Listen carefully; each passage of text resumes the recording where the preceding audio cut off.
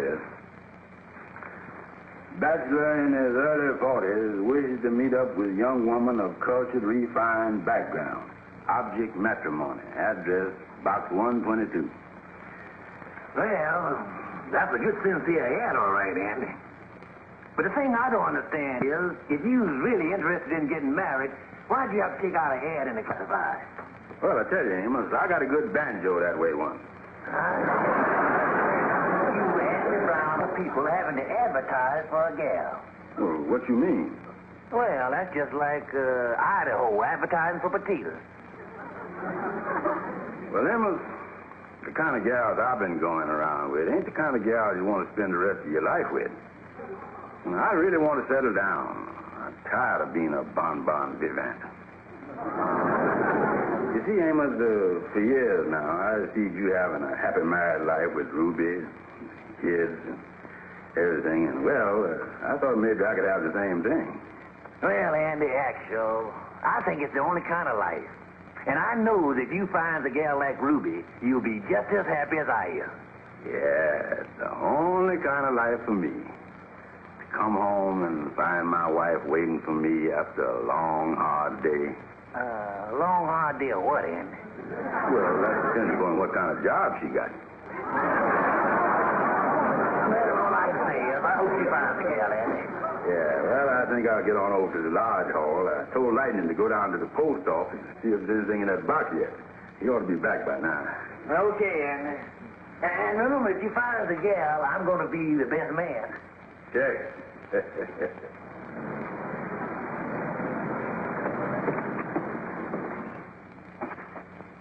Oh, hi, Brother Andy. Hi, Kingfish. Say, I just dropped by. Did Lightning pick up in the mail on that box number yet? Yeah, he brought in some mail, Andy. I got it in my office here. Oh, good. Yeah, and Lightning said this is just the first delivery.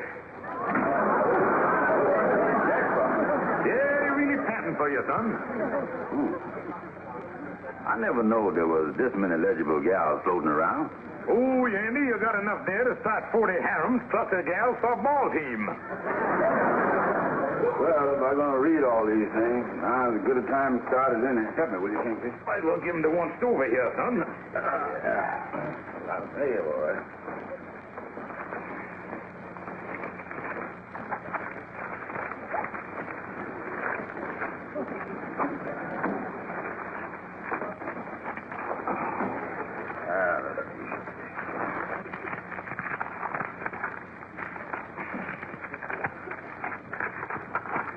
You're one here, Andy, and the gal say, dear sir, I'm including my picture. Because I had been told that I had the type of face that men dream about. Well, one good thing about dreaming about this gal, when you wake up, she ain't there.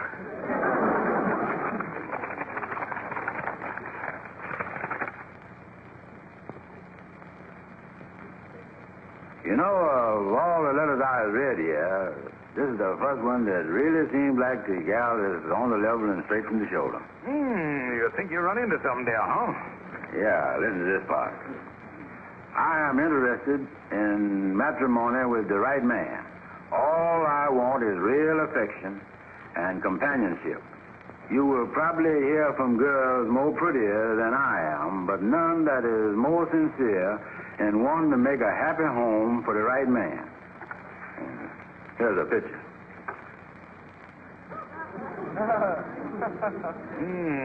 She ain't no Mona Lisa. This is the first one that hit me. I'll go over and call on her tonight.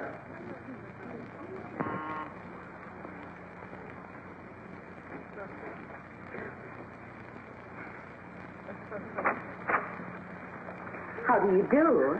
How do you do? I'm box 122. I'm Suzanne Wilson. Won't you come in and sit down?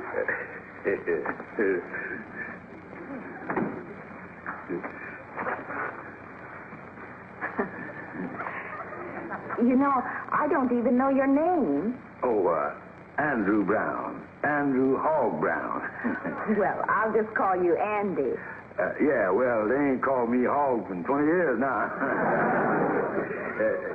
You know, Suzanne, when you come to think of it, It's pretty romantic, you looking in the classifieds for a man and me and you getting together like this. Yes, it is. Tell me, how you happen to pick out my ad? Well, it was sort of an accident. I was looking in the ads for a used gas range. Oh, you see, I needed a stove, and I was looking in that column, and my eye caught your ad in the next column. Oh, well, to make sure we get everything straight, I ain't got no gas range enough. Oh, Andy. You know, it's so strange the two of us being here together like this. After all, we don't know the first thing about each other. Well, let's set aside the next few weeks and find it out. Oh, I brought these for you. Oh, thank you. She loves me. She loves me not. She loves me. She loves me not. She loves me. Hey, fellas, look. She loves me.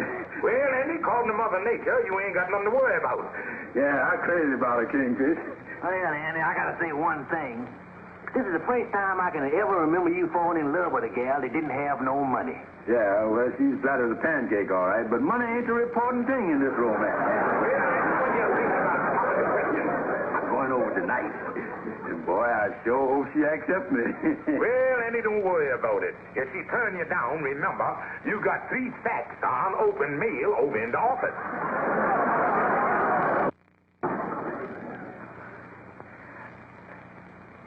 And so, honey, I was asking you to be my wife. Oh, Andy. Oh, boy. And to think, I was only looking for a gas range. Well, honey, you got one now, and with all runners going.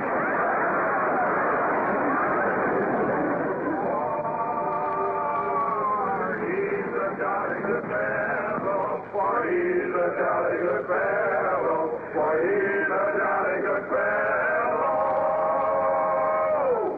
Who nobody can deny.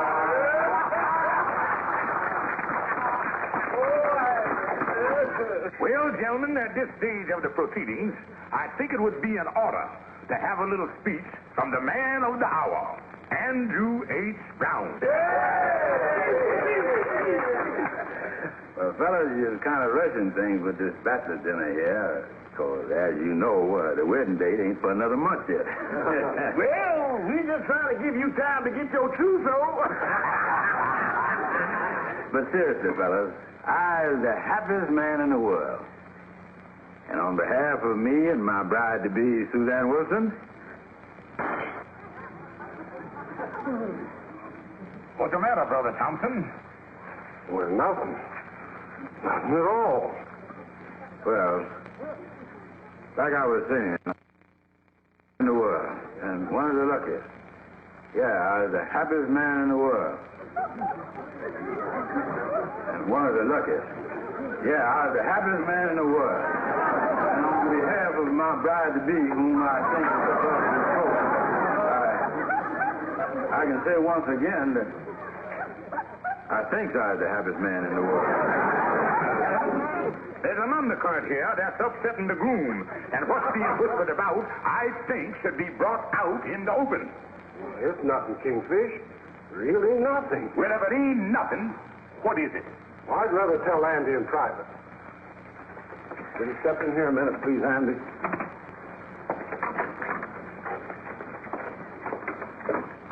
I wonder what it could be. I ain't got the slightest idea. According to Brother Thompson, he was once engaged to Suzanne Wilson. Oh, it's the darndest thing I ever heard of.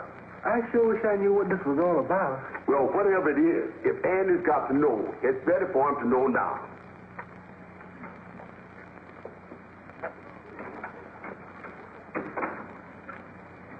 What is it, Andy?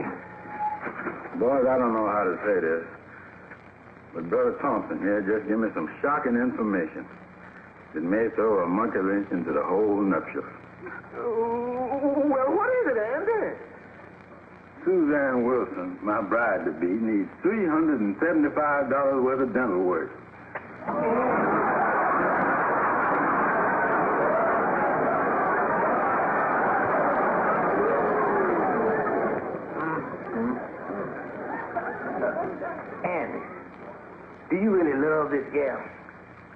Yeah, but $375 is a lot of money I'd have to pay out, Amos.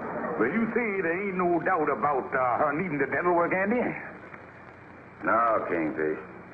I went up to see her last night after the dinner and took a box of chocolate-covered nuts on purpose to see what would happen when she bit into one. You see, she jumped, huh? Yeah, and grabbed her cheek. I asked her if she had any trouble with her teeth, and she said she needed some dental work but didn't have no money to pay for it. Well, that's one of them things you got to expect when you get married, Annie, to have to pay bills like that. Yeah, and some women are pretty foxy about keeping their expensive ailments quiet until after they're married. I can remember what happened when I married Sapphire. Well, what was that? Well, I didn't find out till later, but the day before the wedding, she had an appendix attack. No fooling. Yeah, and so our family wouldn't get hooked with the operation. They froze the thing until after the wedding, so it would be mine. Tell me, when did you find out that she had appendix trouble? Well, it was at the reception. I was dancing with her with my arm around her, and all of a sudden, my fingers got frostbit. Frostbit, huh? Yeah, and then when she thawed out, it cost me $300 to have her appendix out. Wow. Look, Kingfish, what happened with you and Sapphire ain't got nothing to do with this. The thing I keep wondering about is why our brother Thompson knows so much about this whole thing. Well, Amos, he was engaged to himself about 4 months ago. And one day when he's up visiting her, he accidentally run across a set of her dental x-rays. And when he see them, he broke engagement right then and there. That brother Thompson on his tools, all right. I didn't know the boy was that sharp. Well, Annie, you got to come to a decision. And besides, Brother Thompson likes to exaggerate, you know. Yeah, I'm going to check on that, Amos. But I asked Calhoun to go and get the x-rays from him. He still got them. And then we can actually see how much work she needs. You gonna see how much work she needs? Well, not me, but Calhoun used to work as a dental assistant. He knows how to read them things. Oh, I tell you, I give up, fellas. If this is any way for anybody to enter into matrimony, then there must be something wrong someplace. Goodbye. That Amos. So cocky. Always walking around here with his nose in the air, just cause he got a wife that's in good condition. Another angle. Seems I was getting married in middle age and ain't marrying no chicken. I can't be too particular. Yeah, that's right. After all, when a man buys a 1922 Essex, he can't complain because it ain't got a hydromatic. He's thankful that the thing got wheels on it. I got the x-rays, boy. I got the x-rays. Oh, good, Calhoun. Yeah. Come on over here and let's take a look at them. Yeah, go to the lamp here. Calhoun, tell me what is I looking at there in that there bottom row? Oh, well, these are the front ones. Oh, sure. I recognize them. How do they look, Kingfish? Well, and the bicuspid those seem to be all right. Oh, good. Yeah, and these are the back ones. Wait a minute. There's something I don't like. What's that? In that space there between them two back ones, there's a pointed tooth there. It looks like it's got smoke coming out of it. Andy, the smoke ain't coming out of the tooth. It's coming out of Mount Vesuvius there on the lampshade. You did all right. Well, Calhoun, diagnosing the thing step by step, tell me how did the thing look? Well, I tell you, it looks great up here in front. But when you start traveling toward the rear, past the 4-year molars, you was in wide open country. Right there? Bridges, viaducts, and gentle paving. Well, now, boiling it down to dollars and cents, how you think Andy gonna come out? Well, I tell you, I think Brother Thompson was about right. This job's gonna cost anywhere between $300 and $400. You know, I tell you, fellas, whilst we was talking there, the thing that's still the most important to me is the fact that I love Suzanne. Oh, still crazy about her, huh? Yeah, and I've been thinking. I ain't gonna let $300 or $400 stand between me and a life of happiness. I'm still gonna marry her. Well, now, that makes sense to me, Andy. Yeah, and as long as I'm gonna have to pay for it anyhow, I might as well to tell her to go ahead and have the work done so after we're married, she won't have to bother with it. Yeah. There ain't no sense holding off as long as you're gonna marry her anyhow. Yeah, I'm going over there right now and tell her to proceed with the work. Well, Andy, that's a good investment. If she's like most wives, you'll find out that the mouth is the one thing that she uses the most. Oh, man.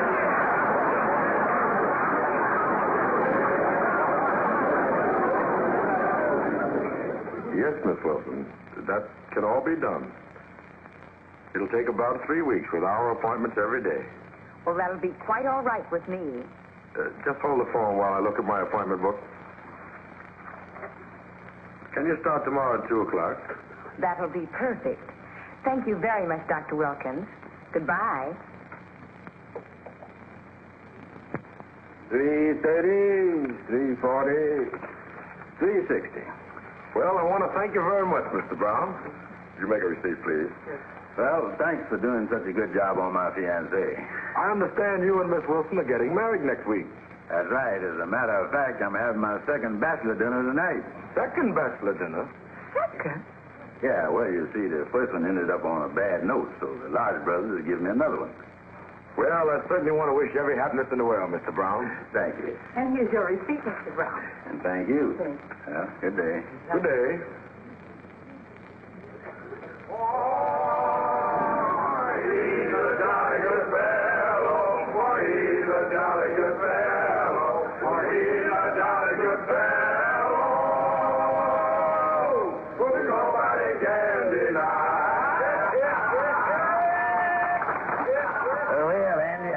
Suzanne's all excited too, huh?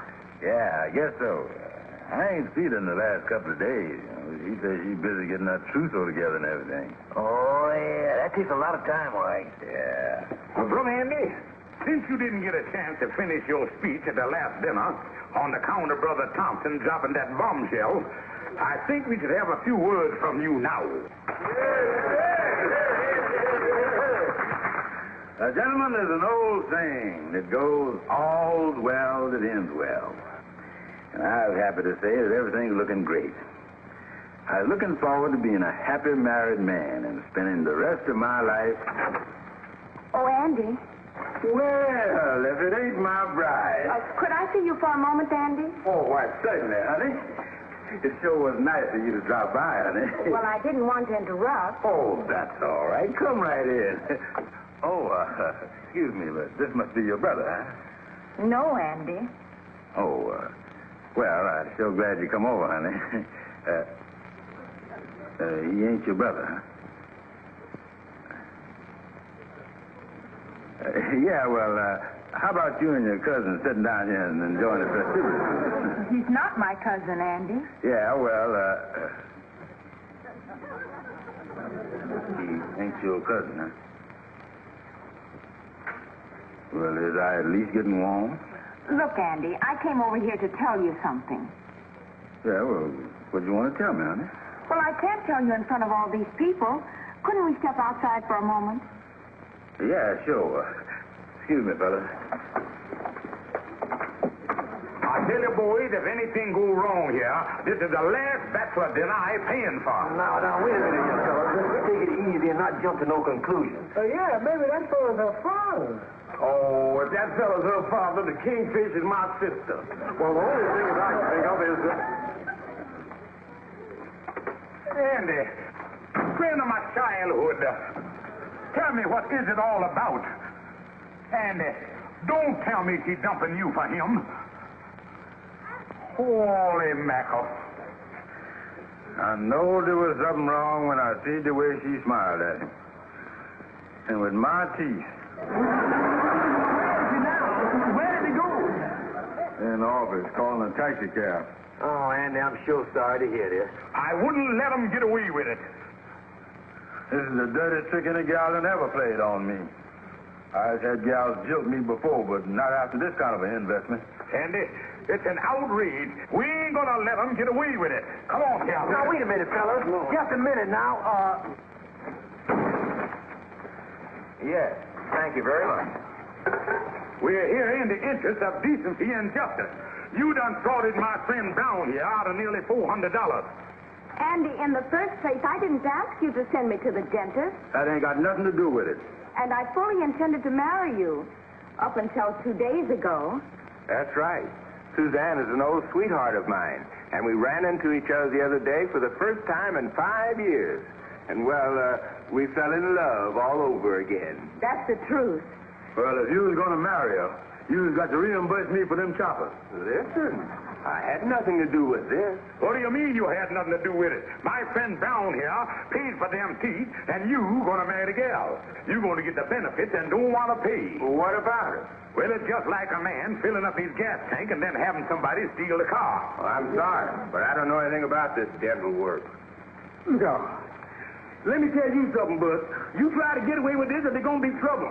We ain't going to stand for nobody to pull nothing like this on one of our dear brothers. And you might as well make up your mind to do something about it. Because if you don't, you're going to regret it. And I'm the one that's going to see that you regret it.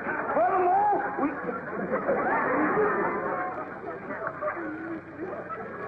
I don't see no sense in me losing my teeth over somebody else's. I know it. 2 weeks ago, I had a gallon $400, and now I ain't got nothing. Andy, I wonder if I could see you outside for a minute. Oh, Oh, please, Andy, come on. all right. Look, Andy, you're fighting a losing battle. Well, I've been gypped, Amos. Listen, Andy, this is just one of them things that happen in life. And after all, if Suzanne and this fella's in love, there ain't nothing much you can do about it. Well, at least you ought to pay for the teeth. Look, Andy, the fella didn't have nothing to do with this. That was all your doing. Now, if you take my advice, you just save yourself a lot of trouble by forgetting it. A thing like this happens once in a lifetime, so you just have to take it and like it. Well, I guess you got something there, Amos. Why, certainly. You'll find somebody else, Andy, and you'll forget all about this. That's right, Amos. I'll find somebody else. As a matter of fact, I got 2 bags of mail in there that ain't even open.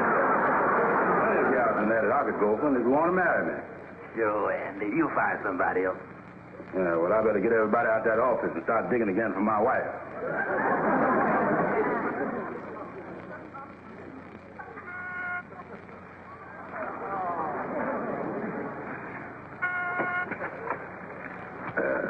How do you do? I was box 122. Oh, won't you come in?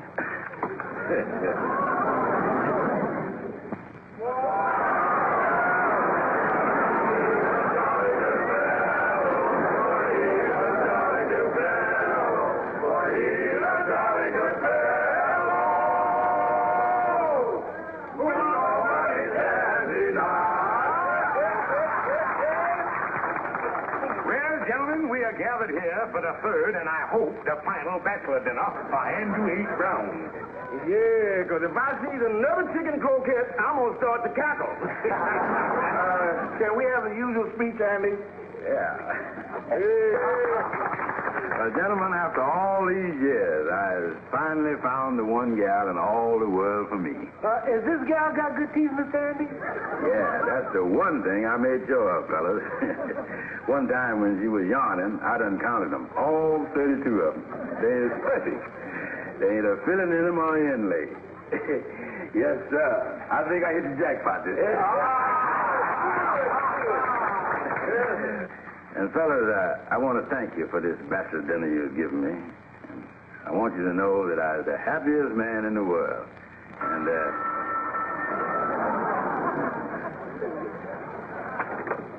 Hello. Oh, yeah. Andy, here's your fiancée. oh, yeah. Hello, honey.